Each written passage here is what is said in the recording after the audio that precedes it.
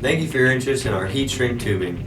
It's great for fixing up old grips, putting it on new rods, just really fixing up old handles. It looks really nice on it. It's a simple way, instead of cutting off your old grips, putting on a new one. What it is we offer different diameters of this stuff. You'll want to choose one that's a little bit larger than the diameter of where you're putting it. The stuff shrinks about 50% in diameter. So we offer it in a smooth finish, our quick grip. We have an X-Flock tubing, and then we have all these different colors here. So a lot of guys, they'll put it on their surf rods, they'll slide it up on the blank, cut it to the length they want it, and then take a standard heat gun here and evenly heat it up, and it'll actually grab right onto that blank.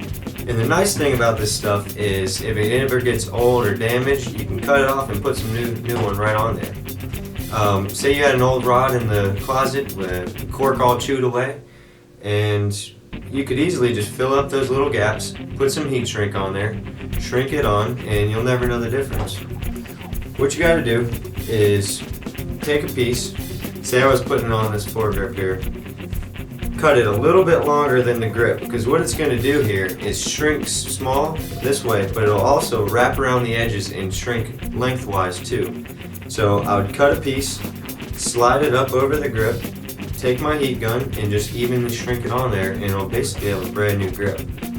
You know, some other ideas we can do with it is take this twine here, and on your blank you could make a simple X pattern, you know, mount that here, wrap this up your rod, maybe an X pattern, you know, slide your grip over it, shrink it to it, that heat shrink will grab it, and then you'll have a little pattern in there. So, you know, there's a lot of things you can do with this stuff. Great for fixing up old rods, new rods, you know, great product.